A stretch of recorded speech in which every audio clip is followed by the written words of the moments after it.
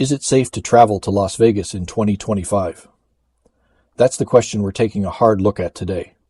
Not just because Las Vegas has always been a top-tier destination, but because right now it's undergoing a shift. With a tourism slump, rising costs, and evolving social realities, many of the old assumptions about visiting Sin City deserve a closer read.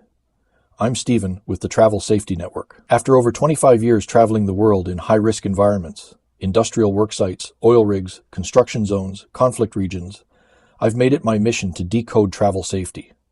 Now I bring that same lens to consumer travel, empowering you to explore well-informed, grounded, and prepared. And today, we're turning that lens on Las Vegas.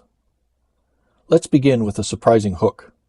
In a city once fueled by bargain buffets and impulsive weekend getaways, high-priced burgers and $60 check-in fees have become shockingly common. At station casinos, visitors recently found a $5.99 cheeseburger promotion, an unusual move that some insiders called desperation pricing.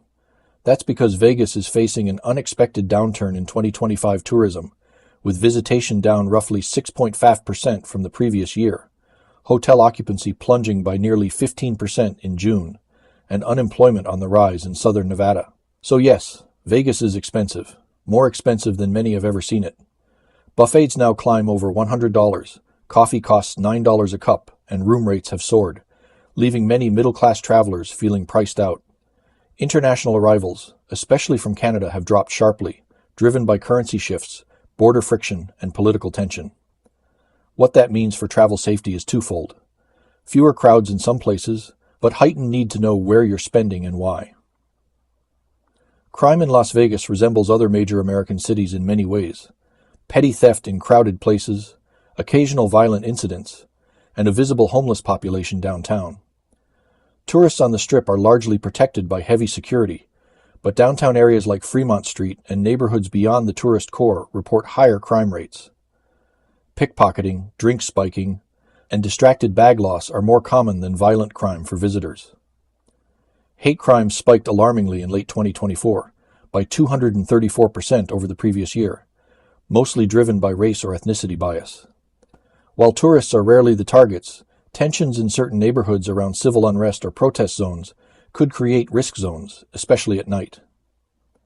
Political protest and unrest across the U.S. have led to heightened vigilance in major cities, including Las Vegas.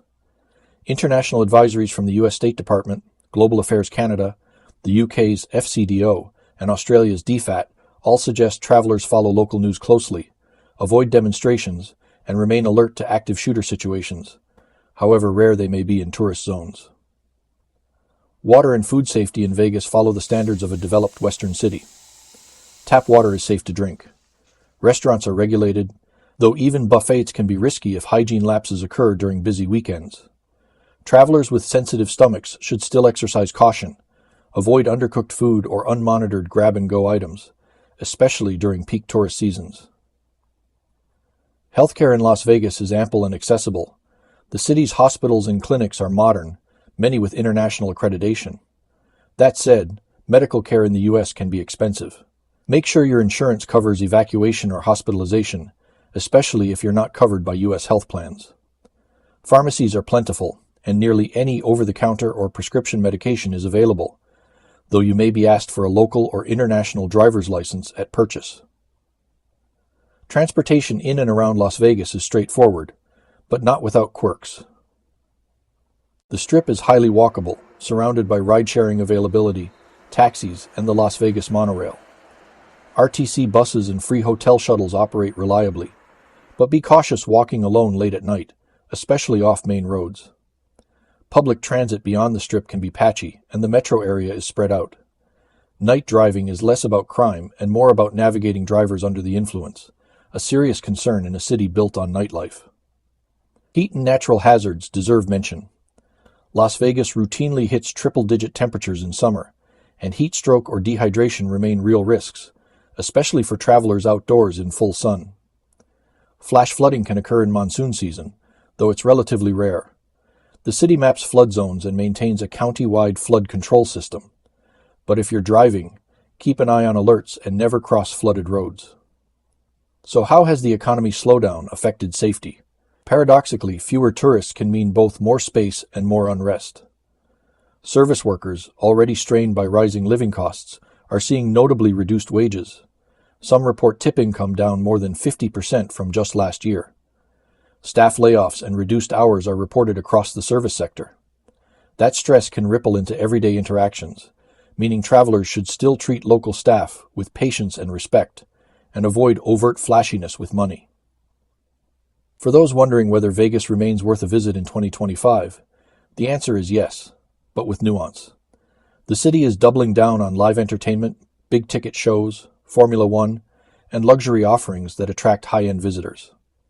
But for travelers who prefer comfort over extravagance, budget options exist, particularly off the strip in downtown hotels like Circa or Four Queens, which have seen increased visitation due to lower costs and fewer resort fees. Socially, Las Vegas is diverse and broadly tolerant, though biases and discrimination exist, as they do in any U.S. city. LGBTQ+ travelers will find many inclusive spaces, though visibility varies by neighborhood. Solo female travelers navigating nightlife should be mindful of alcohol-fueled environments and stick to well-lit populated areas. Racial tensions remain present, and while tourists rarely experience direct harm, it's wise to travel with awareness, especially after dark or in less touristed zones. So, is Las Vegas safe to travel to right now? The bottom line, yes, for most travelers sticking to well-known areas, being alert, and respecting local norms. But it's not the carefree bargain destination of decades past. With inflation, aggressive pricing, crime pockets, and political undercurrents, this version of Vegas demands more situational awareness. Now here's the promised surprise. Despite the slump, the city is launching a new public safety app called Casino Watch, a joint effort between the Las Vegas Metropolitan Police and local hotels. It allows guests to report suspicious behavior, access emergency support, and check real-time crime alerts by zone. Early reports say the app is already helping tourists avoid trouble and connect quickly with local police or hotel guards. If you found value in this video, hit subscribe and ring the notification bell.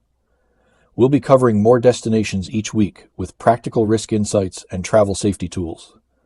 Share your Las Vegas experiences or questions in the comments.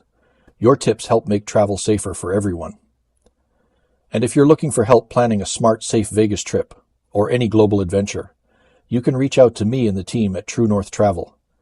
We craft itineraries that protect your curiosity and your comfort.